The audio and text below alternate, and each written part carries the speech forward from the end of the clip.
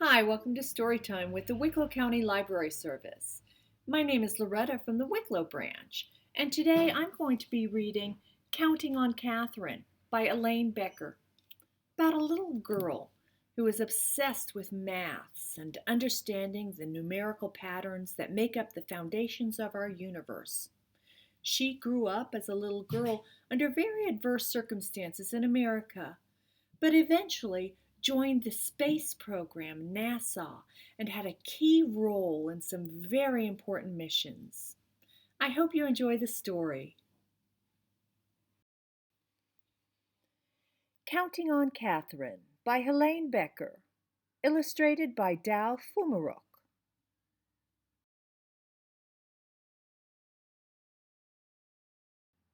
Katherine loved to count. She counted the steps to the road, the steps to the church, the number of dishes and spoons she washed in the bright white sink. The only thing she didn't count were the stars in the sky. Only a fool, she thought, would try that. Even so, the stars sparked her imagination. What was out there? Katherine yearned to know as much as she could about numbers, about the universe, about everything. Katherine's boundless curiosity turned her into a star student. She was so bright she skipped 3 whole years. She catapulted right past her brother. He wasn't too happy about that.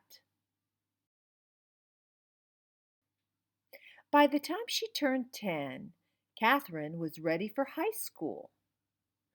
But back then, America was legally segregated by race. Her town's high school didn't admit black students of any age. Katherine burned with fury. She wanted more than anything to keep learning. There was still so much to know. Count on me, Katherine's father told her. By working day and night, he earned enough money to move the family to a town with a black high school. Katherine loved high school. She was good at every subject, but maths was still her favorite. She dreamed of becoming a research mathematician, making discoveries about the number patterns that are the foundation of our universe. In those days, though, there were no jobs as research mathematicians for women. Professions most available to them were teaching and nursing. So Katherine became a primary school teacher. She liked her job, and she loved her students, but she never stopped dreaming about exploring numbers. In the 1950s, the U.S. government's National Advisory Committee on Aeronautics, NACA, hired thousands of new employees. It even started hiring black women as mathematicians. Katherine heard about the mathematician jobs. Perhaps her dream could come true after all. But when she applied for one of the positions, she was told they were already filled. Katherine had to wait a whole year until new spots opened up. Her patience paid off. She got the job. A few years later, the Soviet Union sent a rocket ship into space, launching a space race with the United States. NACA was rolled into a new space agency, the National Aeronautics and Space Administration, NASA. Katherine now found herself at the heart of America's space program. She worked as a computer. Electronic computers were not widely used yet, calculating long series of numbers. All the computers were women. They were given the tasks that men thought were boring and unimportant. That didn't bother Katherine. She knew that without her contributions, a spaceship couldn't reach its destination nor safely return to Earth. Here's why. Sending a rocket ship into space is like throwing a ball into the air. At first, the force of the throw sends the ball up, up, up. But as its energy runs out, the ball's path curves back towards the ground. Where it lands depends on what angle it was thrown and how high and how fast it flew. Because maths is a kind of language, Katherine could ask those questions. How high would the rocket ship go and how fast would it travel? Using numbers. And numbers would provide the all-important answer. Where would it land? To find out, Katherine plotted the numbers she'd calculated on a graph. When she joined the points together, they formed a curved line. At one end of that line was Earth at the time the rocket ship launched. At the other was where Earth would be when the ship landed.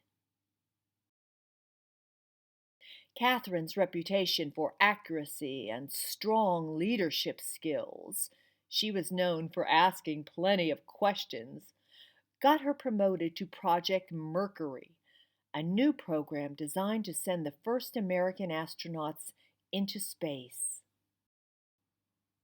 Mercury's missions were going to be dangerous, so dangerous that even the project's star astronaut, John Glenn, refused to fly unless Katherine okayed the numbers. "You can count on me," she said. Glenn's spacecraft, Friendship 7, orbited Earth 3 times and returned home safely. Glenn became a national hero. Katherine was promoted again. Now she was asked to calculate the flight paths for Project Apollo, the first flights to the moon. "Count me in," she said. On July 20th, 1969, the Apollo 11 astronauts walked on the moon. Their feat was celebrated around the world. More triumphs followed. Apollo 12 rocketed to the moon in November 1969. Apollo 13 launched on April 11, 1970. But on the third day of Apollo 13's flight, the worst thing happened: an explosion in space. Could the crippled spaceship make it back to the moon? And if it didn't, would it be able to get back home to Earth? The 3 astronauts on board were in grave peril. Commander Jim Lovell told Mission Control, "Houston, we've had a problem." Back on Earth, Katherine Johnson got a phone call. Her flight path calculations would have to be done all over again, and perfectly. It would be the toughest challenge of her life. Katherine told Mission Control, "You can count on me." She rolled up her sleeves, took a deep breath, and began doing the maths. She worked hard and fast. A few hours later, Katherine's calculations were finished. The flight path to return home would take the ship to the far side of the moon. From there, the moon's gravity would act like a slingshot to zing the ship back to Earth. To get home, the crew of Apollo 13 would have to follow Katherine's course exactly by burning off fuel at precise intervals. If the astronauts made a mistake, their ship would drift through space forever. Katherine waited anxiously to hear the astronauts' report. Finally, it crackled over the loudspeakers. "We've got it! Apollo 13 was back on track. Katherine Johnson had done it. She'd brought Apollo 13 home. She was no longer the kid who dreamed of what lay beyond the stars. She was now a star herself. The end.